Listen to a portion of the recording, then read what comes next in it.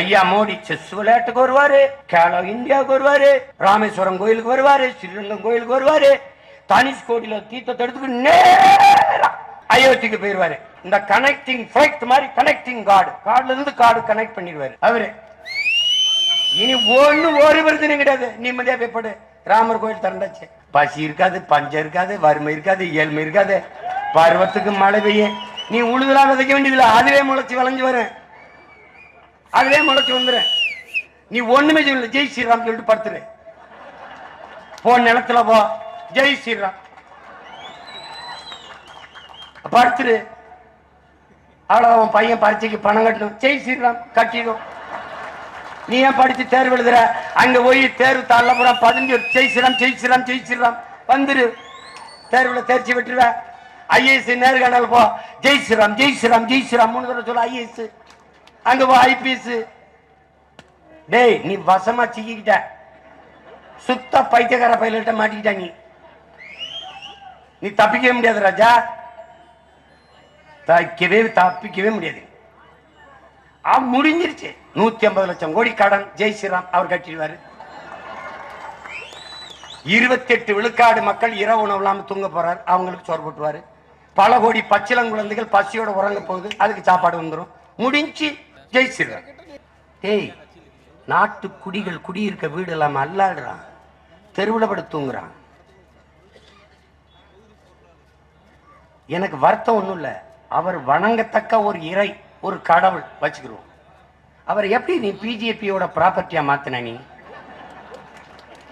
அவன் சொல்றாங்க நீங்க பிஜேபிக்கு ஓட்டு போட்டா ராமரை இலவசமா தரிசிக்க அனுமதிக்கணும்ங்கிற.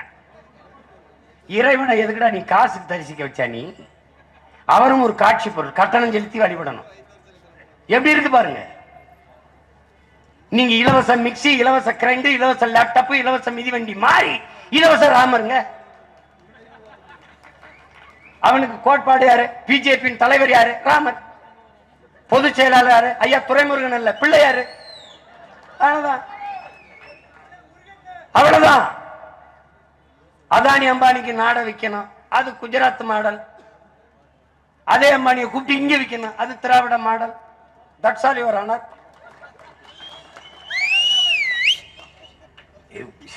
இந்த கொடுமையெல்லாம் எங்க போய் தொலைப்ப நீ? இப்ப என்னன்னா நீமே பிஜேபி காரர்கள் ஐயா மோடி எல்லாம் நம்ம கிட்ட ஓட்டு கேட்க போறது இல்ல.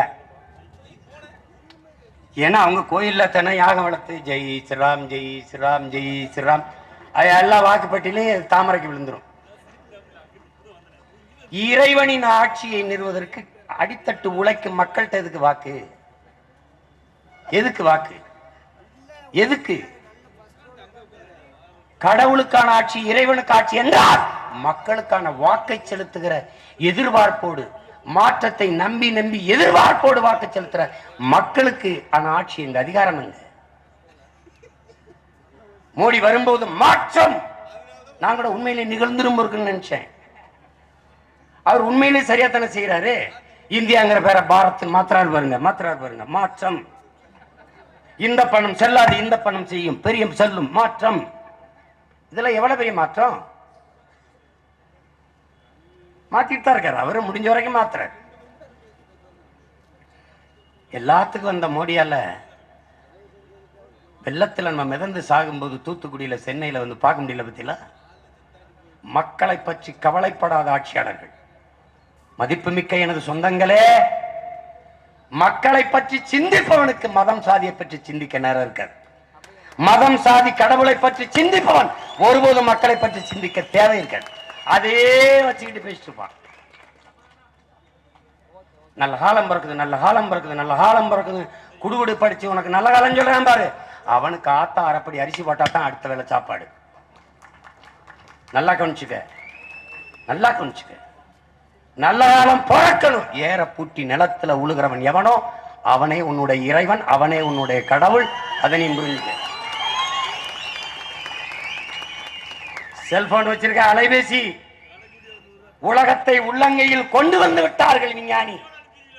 அதே உள்ளங்கைக்கு உணவை கொண்டு வந்து தரக்கூடிய ஆற்றல் உலகத்தில் விவசாயிக்கு மட்டும்தான் உண்டு, விஞ்ஞானிக்கு இல்லை என்பதை நீ புரிஞ்சுக்க.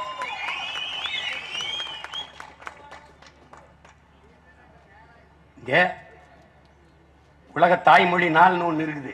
உலக தாய்மொழி நாள். அது ஏன் வங்காளதேசத்தில் கிழக்கு பாகிஸ்தான்ல போராடிய அந்த போராடி அவர்கள் இறந்த தினம் அவர்கள் போராடிய போராட்டம் அது உலக தாய்மொழி நாளாக அங்கீகரிக்கப்பட்டது. 1939 35 தொடங்கின மொழிப்போர். 39 நம்ம தாத்தா நடராஜனும் தாளமுத்தும் இறந்திருக்காங்க. நல்லா கவனிச்சுக்கணும். இந்தியா விடுதலை இடையில பாகிஸ்தான் நாடே பிறக்கல. ஆனால் ஏன் அது தாய்மொழி நாளா வரல? வரல. ஏன் ஏன் வரல? சிந்திச்சு பாக்க. நீ பாகிஸ்தான் விடுதலை விட்டு போய் அது உருது மொழி ஆட்சி மொழி என்னவண்ண வங்க மொழிக்காரன் கிழக்கு பாகிஸ்தானில் வாழ்ந்த வங்காளி என் தாய்மொழி என்னாச்சுட்டா. முஜிபுர் ரஹ்மான் டாக்கா பல்கலைக்கழகத்தில் சண்டை 10 பேர் செத்துருப்பான். நம்ம 800 பேருக்கு மேற்பட்ட செத்தம். கணக்கில் ஒரு 12 பேர் 13 பேர் தான் காட்டப்பட்டிருக்கு. நல்லா கவனிச்சுக்கணும்.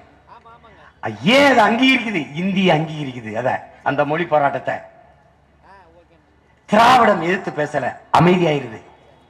நல்லா கவனிச்சுக்கணும். திராவிட ஆட்சியாளர்கள் அமைதியாயிருவாங்க. திராவிட போராளிகள், மொழி புரட்சியாளர்கள், தமிழை வாழ வைக்க வந்த தலகர்த்தாக்கள். என்ன நடந்துருது? வங்காளி எதிர்த்து போராடியது உறுதை. அதனால அதை அங்கீகரிக்கிறான், அதை ஏற்றுக்கிறான். நாம் எதிர்த்து போராடியது அவனுடைய தாய்மொழி இந்தியை. அதனால அவன் நமது போராட்டத்தை அங்கீகரிக்கல.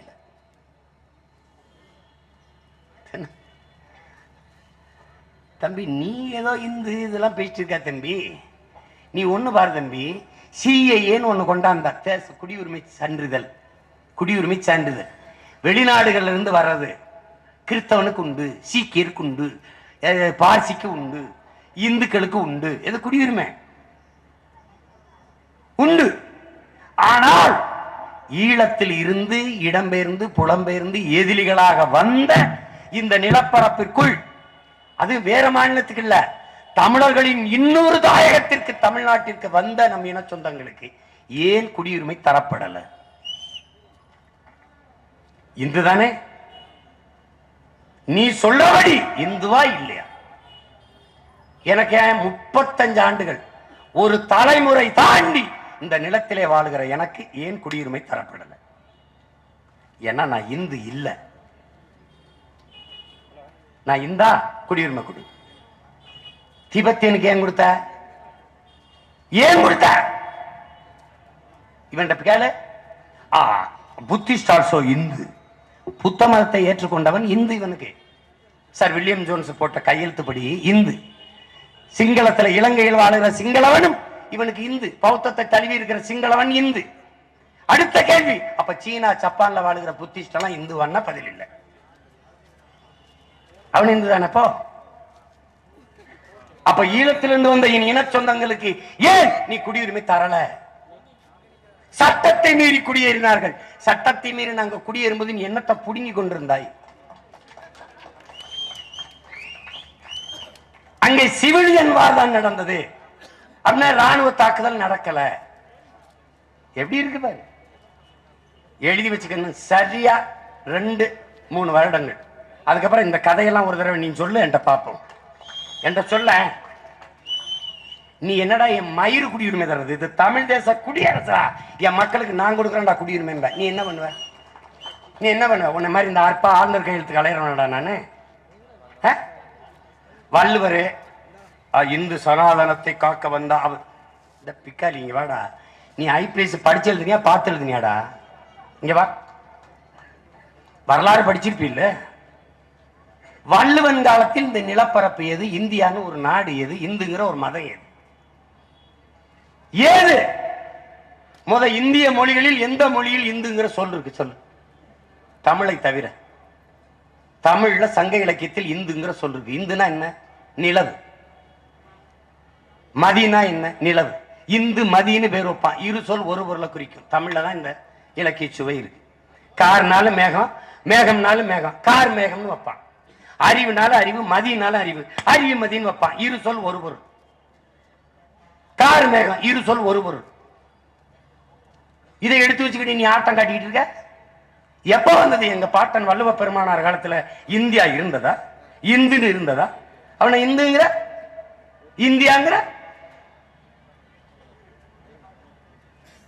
இதுல இருந்து தெரியுதா இந்த ஆரியன் திராவணன் ரெண்டும் வெவ்வேறுல, ரெண்டு பேரும் ஒண்ணுன்னு உனக்கு தெரியுதா?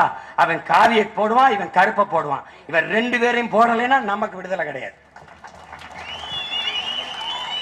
எப்படி சேட்டை பண்ணிட்டு தான் பாருங்க. இவன் அவர் காவியை போடுவாராம், இவர் கருப்பை போடுவாராம்.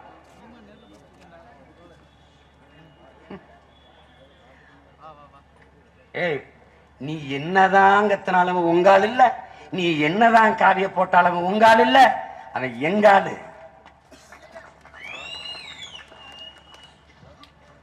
என்ன ஒண்ணு பண்ணிட்டானுங்க.